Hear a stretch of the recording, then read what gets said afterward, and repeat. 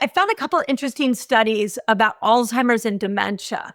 And I think it's really important to note that when we are sleeping, we are repairing. So not sleeping is not a great thing. We want to make sure that when you go to sleep, that you actually give your brain and your body a good amount of time to repair.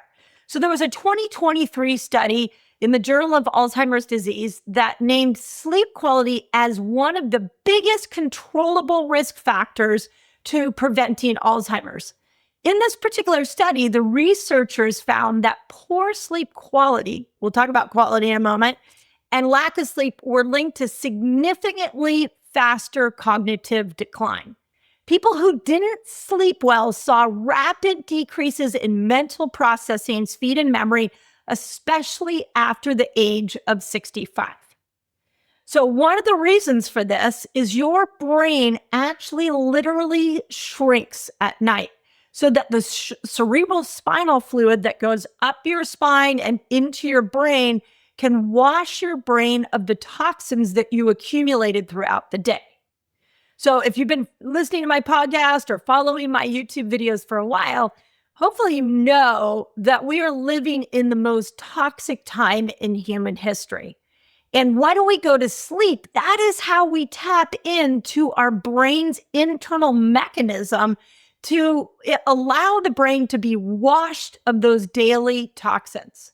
If you are not sleeping, you are not detoxing your brain, which is why they look at these Alzheimer's and dementia statistics and they go, oh, wow, one of the precursors to Alzheimer's and dementia is decades before that, these people were struggling to sleep. Therefore, toxins were building up. Another 2024 study in dementia neuropsychology noted that the duration and quality of sleep are fundamental factors for maintaining a healthy brain as we age. The authors of this study found that 45% of people who develop dementia have sleep problems earlier in life. So why are we not sleeping well? Well, if you've been, again, following me for a while, you probably know that I'm going to put this through the lens of a menopausal woman, because those of us that have been going through this massive neurochemical shift in our body, our whole circadian rhythm really gets messed up. In fact, they actually have a name for it, and it's called circadian dysregulation, and it is very common when estrogen goes down.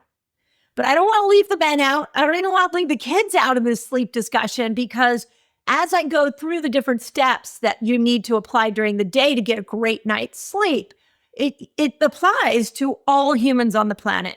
One of the reasons that we are seeing so much insomnia right now is because we are not following the circadian rhythm principles.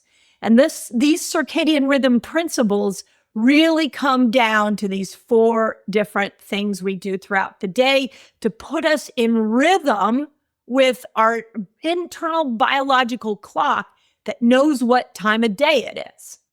So when we don't get sleep, when we are out in circadian dysregulation, there are 3 things happening.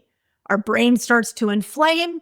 We have oxidative stress, meaning that our brain has to work harder to function when we're sleep deprived, which is causing a lot of damage to neurons, especially in parts of the brain that control mood and memory.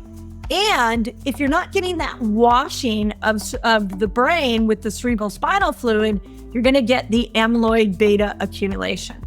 So this is major, and I want to help you sync this up.